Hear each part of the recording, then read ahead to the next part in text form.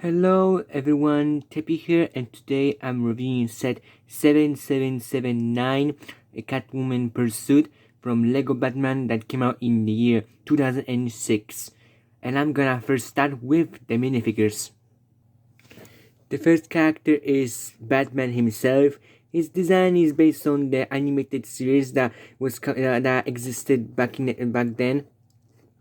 The character itself is very simple. It's not as detailed as the newer ones, which look much better in my opinion, as they're more consistent.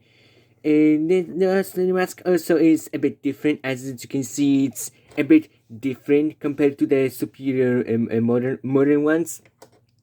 And again, there's not much detail. For example, there's only like one face, no alternate face. The face itself also looks a bit weird with how big the white pupils are. Not much to say. It's a neat figure. It's very expensive, even though it's very simple. The set also comes with the second minifigure, which is this exclusive to this set, Catwoman. Just like the other character, there's not much of a detail, no back printing. Don't get this front print, which is actually kind of similar to the 2008 minifigure. Like you can see a bit of similarities, even though there are barely any similar. It kind of looks similar to me. I don't know. Maybe just me being blind. And the character this character has two faces. One of this very weird looking visor, and the other with a very attractive and sexy face. I really like the face. It looks very attractive. Other than that, it's not much. Again, it's not much to say since how simple the character is. The design probably is based on a Batman cartoon, just like Batman himself was apparently based off of this design. And both characters are also really expensive, especially Catwoman, with this being the only set that she came with that mask especially and that design. And now, of course, time for the vehicles of this set. The first being the small one, this being this cat bike with the lime green ice sticker, the older style whip before Lego Indiana Jones came out. Right, so they're using this very weird looking one. I don't know, not much to say. It's kind of neat of a gimmick that you the way to start you make this, even though then it becomes bended. But it kind of seems like just do a little bit of stretching. It then comes back to its original. Goes back to this original shape. I can't speak. Also uses this flame piece, which back in the day they were using translucent orange before they retired it this year, unfortunately. So nowadays all the flames just look like apple juice and not glowing like the translucent orange always made them look. The next vehicle is this original to this set, as in like it was never existed in Batman franchise before. This Dragster. It's very simple. There's this nice gimmick that allows for the vehicle to turn.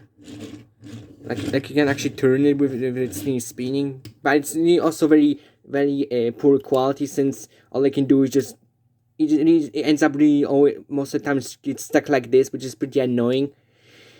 It also this film was also introduction of flick missiles, the ones that when you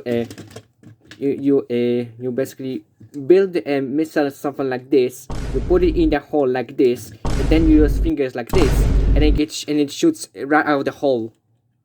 Also this Batwing also being unique to this. It was also exclusive. It was like new to this theme until later they decided to change it, probably for the better, because it kind of broke on me. Inside there's also interestingly an actual attempt of a seat with dark red pieces. Even though there are like no controls, I guess you could make it here. If you had like some customized stickers, you could probably just add some little controls here, or just actually put a wheel here, because there's really no reason for there being this. The set never came out with any actual wheel, so the Batman kind of just lay in there. The best also is to if you actually ever gonna end up buying the set, I recommend you to actually not give him any like a cape. cape in that, because it then ends up being bent and broken, since the original set came out with the start with a very stiff cape, and those bend so easily that it's almost impossible to make them stiff, make them hard again, to make them back to the original shape. But it's still a really interesting idea, as it's the original vehicle, and it isn't actually really that bad. Kind of mediocre, especially with the lacking of controls and having an actual laser cannon, as the set description says, which is kind of dumb. I'm not exactly family friendly person myself, bitch. The only thing I have left is the manual. I never had the box. I guess the guy decided to throw it away instead of keeping it. It's really interesting how for the 2006 they're using and there's all this being pre-rendered, which you can tell, for example, the arms as they cannot bend in this way. Which honestly looks much better even than the modern renders. Like fun fact, modern Lego renders look so bad that I never even managed to get Mr. Gold. Not because I was never able, but because I thought it would be pure gold, since it didn't look chrome at all. And then later I found out that it was actually chrome, and now I'm crying in bed because I never tried to actually find him, and I pretty much now cannot get him because he's worth billions. And going into the instructions, you can, there's a bit of a detail, like not really much. They kind of just, I guess, gave up and make actual detail on the instructions, and all they have is just this bat logo, which was used up to 2008 with Lego Batman original series.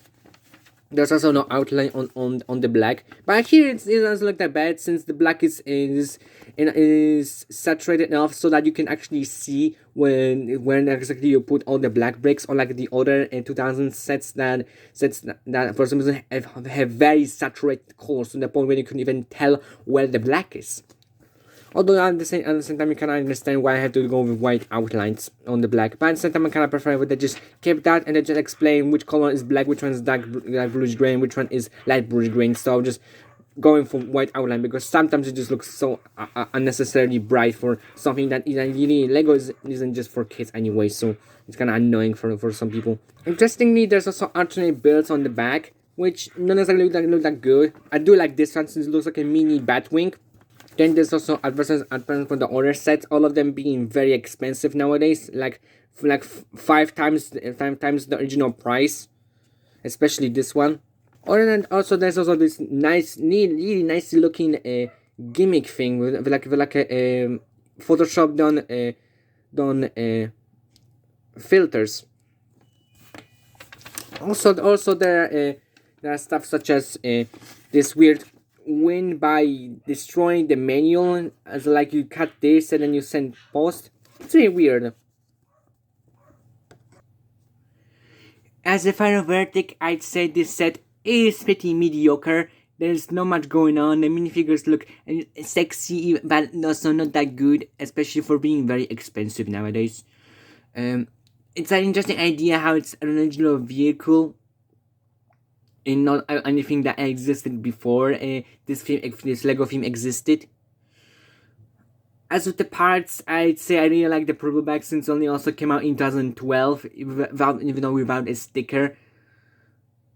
Other than that, I say I give this set about 6 out of 10. If it's really worth only getting if you want a Catwoman in the set instead of just getting Catwoman herself.